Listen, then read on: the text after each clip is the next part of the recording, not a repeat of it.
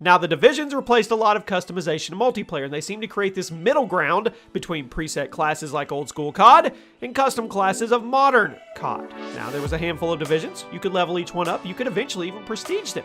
The first time you prestige a division, you would get a brand new weapon. But what happened when you prestige that division the second time, or the third, or the fourth? Nothing. We hear a lot about COD features that have come and gone with the wind. Some of them are things that a lot of us really want to see come back, like, well, me personally, Pro Perks, the Specialist Package, but what about the other ones? What about the features that were in Call of Duty that nobody remembers because they were so pointless? They were a waste of time. What is up, everybody?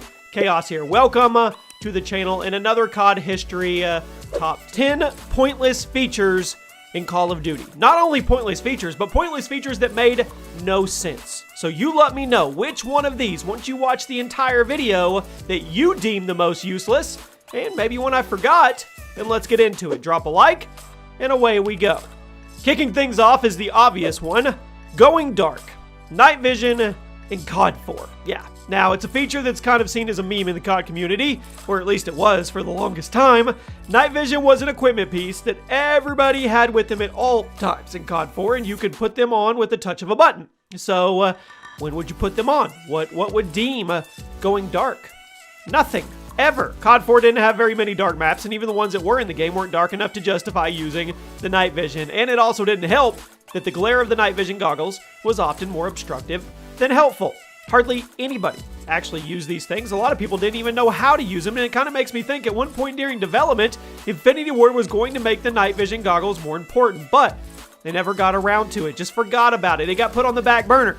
After COD 4, night vision goggles never came back as a core equipment piece, and I think it's easy to see why. It was a cool idea, but it's just, I mean, I guess it wasn't implemented good enough for people to actually care about it, I guess.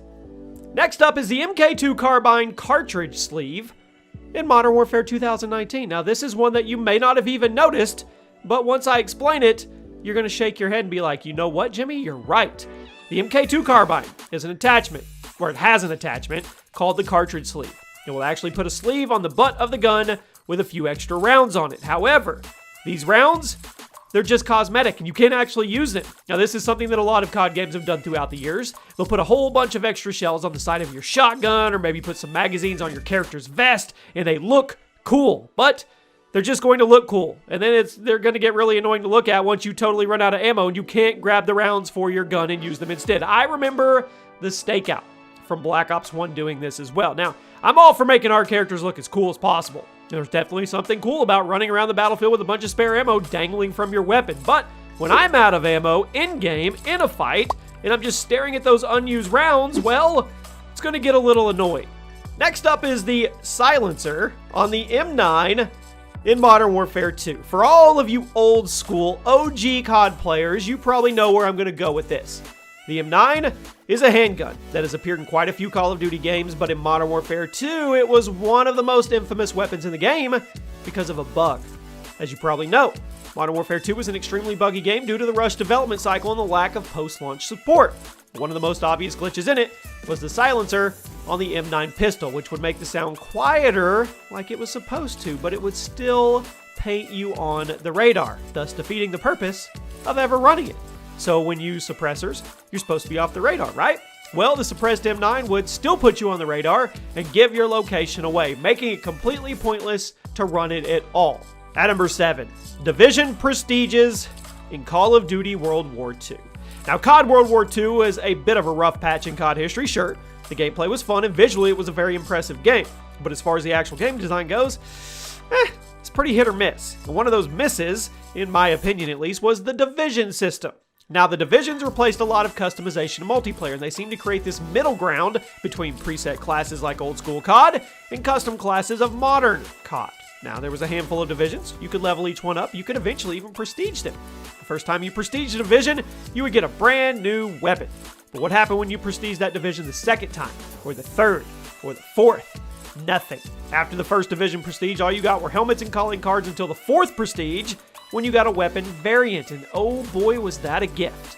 The division prestige thing was cool, But after the first one, the process was kind of pointless, and the rewards, they weren't worth the grind. Most COD World War II players would just grind out the first one to get the gun and never think about it again, and I'm kind of happy that Division Prestiges are a one-and-done feature. How about the red dot on the AK in COD 4?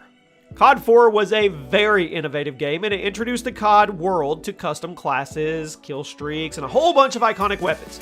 One of the first assault rifles you get your hands on in COD 4 is the legendary AK-47, which fired kind of slow, and it had a tough kick, but it killed very rapidly. But did you ever wonder why nobody ever ran the red dot on this gun back in the day? Well, the reason is the AK had a weird quirk. When you attach the red dot, it would actually decrease the damage on the gun, dropping the minimum damage from 30 all the way down to 20, making it a 5-shot kill at range. Now, obviously, this was extremely undesirable, so nobody ever ran the red dot if they knew this, and it's unclear if this was done on purpose by Infinity Ward or if it was just a bug that got through the cracks. The red dot is one of the most used attachments in COD 4, but nobody ever ran it on the AK because there's a huge damage penalty for it. Why would you use it? It's useless. At number 5, the recoil compensator in Call of Duty Ghosts. Now, reducing recoil is a good thing, I think, right? Well, it really doesn't matter who you ask because everyone will tell you that less recoil is good. But let me ask you something. What's the point of a recoil reducer on a bolt-action gun? I present to you the recoil compensator, an attachment in Call of Duty Ghosts that was an integral piece to the USR and the L115 sniper rifles.